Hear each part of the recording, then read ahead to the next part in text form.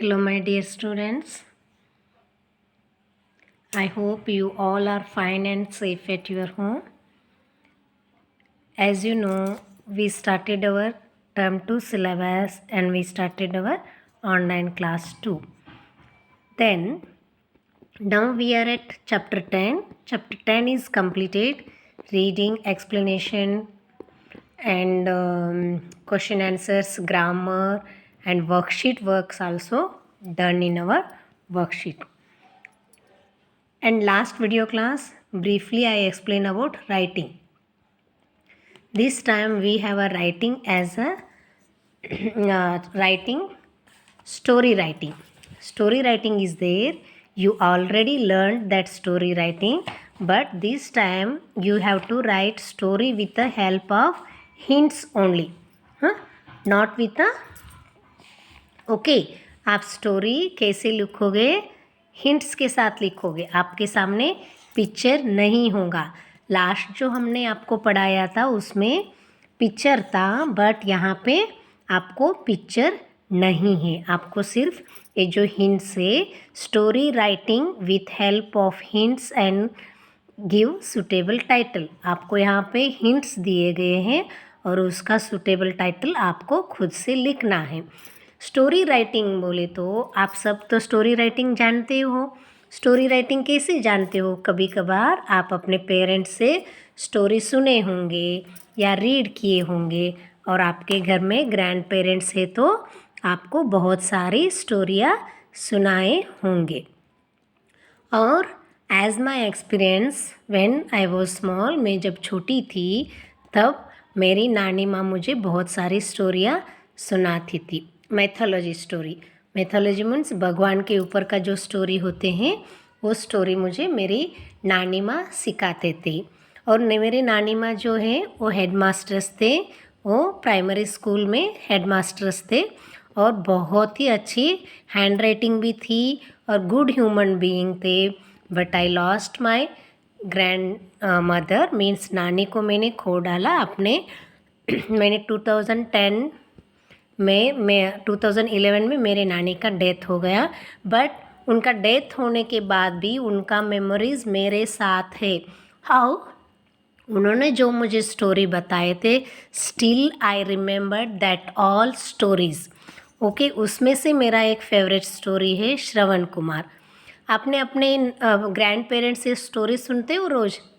ओहो, नाउअडेज आप बच्चों के पास बहुत सारे इंस्ट्रूमेंट है टाइम पास करने के लिए, like TV, tablet, skatings.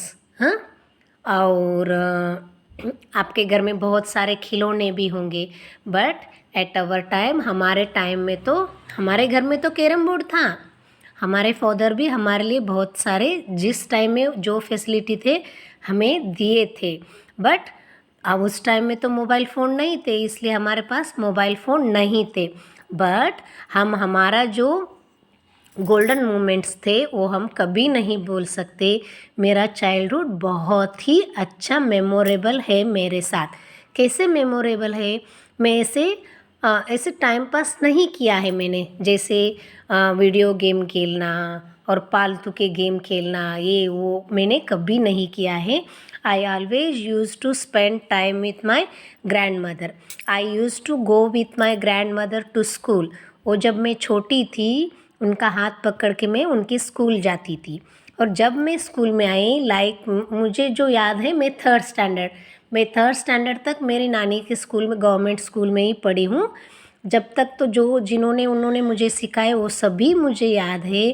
Third standard के बाद जब मैं फोर्थ में थी तो हमारे पापा, मैंने आपको बताई थी ना, hill station Kudremukha national park जो है वहाँ पे सर्विस करते थे आयरन ओवर कंपनी में.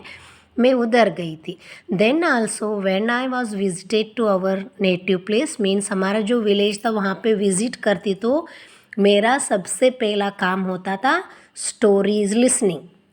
मैं मेरी नानी को बोलती थी, मैं इतने दिन आपके साथ नहीं रही हूँ, उतने दिन का जितने भी स्टोरीज़ होते हैं वो सब मुझे आपको सुनाना है. उसमें से बहुत सारे स्टोरीज़ मेरी नानी मुझे सुनाती थी. Moral stories, mythology stories. Mythology story में मुझे सबसे फेवरेट स्टोरी है श्रवण कुमार एंड भक्त प्रहलाद, ये दोनों स्टोरी अब तक मुझे जैसे मेरी नानी मुझे सुनाती थी वैसे ही मुझे याद है। जब भी मुझे श्रवण कुमार का स्टोरी सुनाती थी ना मेरी मम्मी, तब मैं रो पड़ती थी, क्योंकि दशरथ महाराज ने जो बाण चलाया वो श्रवण को लग गई और श्रवण के माता पिता उनके लिए वेट कर रहे थे और उनका बेटा वापस नहीं आया बोले तो मेरी ग्रैंड मदर जो है बहुत ही उसमें इमोशन डाल के मुझे वो सभी स्टोरियाँ सुनाती थी। ओके, उनका स्टोरी बोलने का एक बहुत ही अच्छे एक्ट था, वो बहुत अच्छे मुझे स्टोरी सुनाते थे। Okay, that all is my memory. I want to share with you every time that golden moments are rememberable and very sweet moments for me.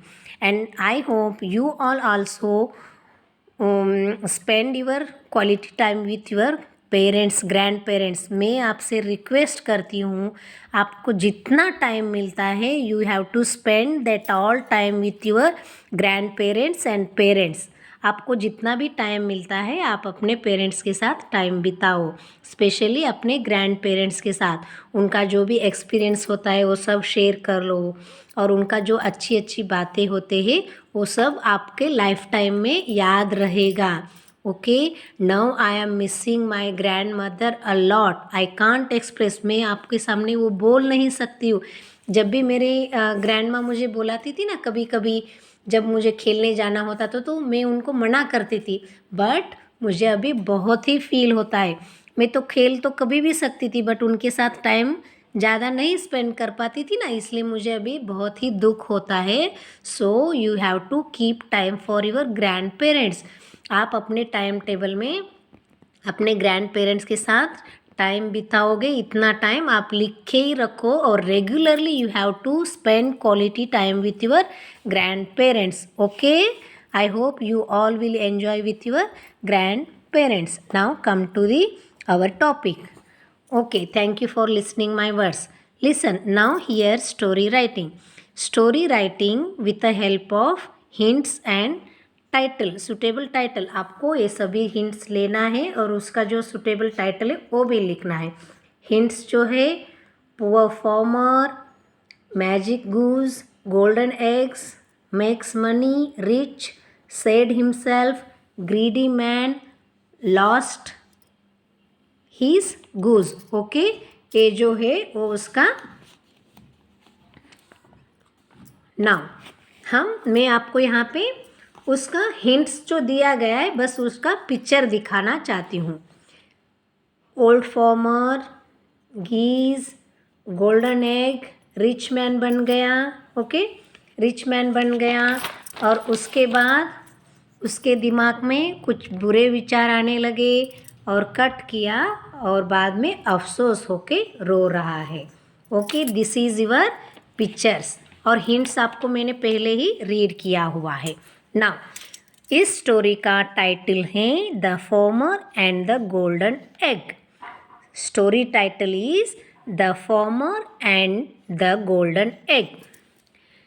First one, there was a farmer who raised some ducks in his farmyard. He fed them, sold their eggs, and made his living. See here, there was a farmer who raised some ducks in his farmyard. Means वहाँ पे एक farmer रहता था और farmer अपने farm yard में जो अपने खुला एरिया है खेती जगह में उसने डक्स को पाल के रखा था और उसको फेड मीन्स खिलाता था और उससे जो एग आते थे वो सेल करके, सेल का पास्ट टेंस से सोल्ड, फीड का फास्ट टेंस से फेड, वो करके अपना लिविंग, अपना जिंदगी बिताता था। Then one day he got a duck that was very special. Daily it laid one egg that was of a pure gold. The farmer collected these eggs and sold them. Now, second part, one day he got that egg was very special. Duck was very special. उसके पास बहुत सारे ducks थे but उस एक दिन उसके पास एक special duck था। वो क्यों स्पेशल था? Because it laid pure gold egg. Lay का लेड, वो बहुत ही स्पेशल क्यों था? क्योंकि वो प्योर गोल्ड का एग देता था। द फार्मर कलेक्टेड, कलेक्ट का past tense, collected these eggs, sold them. हाँ, और वो सभी एग्स को वो सेल करता था, सोल्ड करता था। Soon the farmer became a rich, very rich. He bought a new house, costly ornaments and collected many riches. See here, वो जो भी गोल्डन एग्स थे वो सभी गोल्डन एग्स को सोल्ड करके सून फार्मर सून बिकेम वेरी रिच, वो जो फार्मर था वो वेरी रिच हो गया। और रिच कैसे मालूम हुआ? उसने अपने लिए न्यू हाउस लिया और कॉस्टली ऑर्नामेंट्स, ऑर्नामेंट्स मीन्स गहने लिया, कलेक्टेड मैनी रिचेस मीन्स गाड़ी लिया, बंगलो लिया, ऐसे बहुत सारे सामान दिए। One day he thought, if this duck laid one egg a day, it would take me long time to become still richer.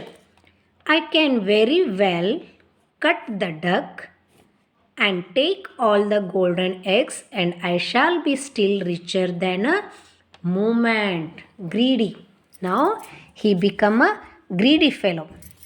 उसने क्या सोचा? थिंक का पास्ट टेंस थॉट है। वो एक दिन क्या सोचा? ये रोज़ एक ही एग देता है, बट मैं क्या करूँगा, इसके पेट के अंदर बहुत सारी गोल्डन एग्स होंगे और इस गोल्डन एग्स को मैं एक दिन कट करूँगा तो रिच से रिचर, इससे भी मैं रिचर बनूँगा। ये आपको पॉजिटिव, आपको ये सुपरलेटिव ऐसे डिग्रीज का है, रिच, रिचर, रिचेस्ट। ऐसे वो सोचा और क्या किया? I shall be a richer in a moment. इसका एक एक दिन में एक एक एग आता है तो मैं बहुत रिच नहीं बनूंगा, और मैं इसका पेट कट दूंगा तो इसके अंदर से बहुत सारे एग निकलेंगे और रिचर इन अ मोमेंट, और थोड़े ही टाइम में मैं बहुत सारा रिच बनूंगा। ऐसे करके सोच के उसने एग को कट करने का रेडी हुआ, थिंक किया, थॉट किया। He cut the duck and to his grief found that there was only one egg. The poor farmer in his greed had forgotten that ducks have only one egg a day. See here, उसने उसका जो सोच था बहुत जल्दी richer बनने का, सो उसने डक को कट किया था। डक को कट किया, करने के बाद उसको तब याद आया, only one egg it can ले, वो सिर्फ एक दिन में एक ही एग को देता था। जब कट करने के बाद सिर्फ एक ही एग मिला, और now he was very sad, he very sad for what he had done. But what is the use? He had lost the duck that laid golden egg. बाद में पछताने से ग्रेट लीड्स हैवी लॉस, करने के बाद पछताने से क्या फ़ायदा? जो रोज़ एक एग मिलता था वो भी लॉस हो गया और उसका एग डक भी मर गया। सो हमेशा ग्रीडीनेस इज़ अ बहुत ही अच्छा नहीं होता है। Greed leads to heavy loss. उसको क्या क्या लॉस हुआ? ओके, उसका डक भी लॉस हो गया, he had very sad, and उसका गोल्डन एग भी लॉस किया। Greed leads to heavy loss. It's a moral of this story.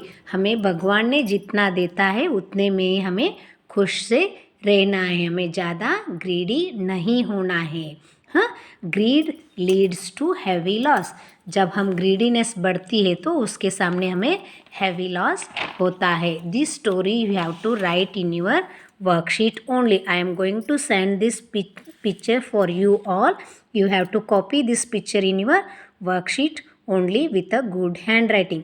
First you have to write here title जो है वहाँ पे लिखना है और moral आपको यहाँ पे लिखना है। Okay, here title is here, and then you have to write this whole story and moral also here.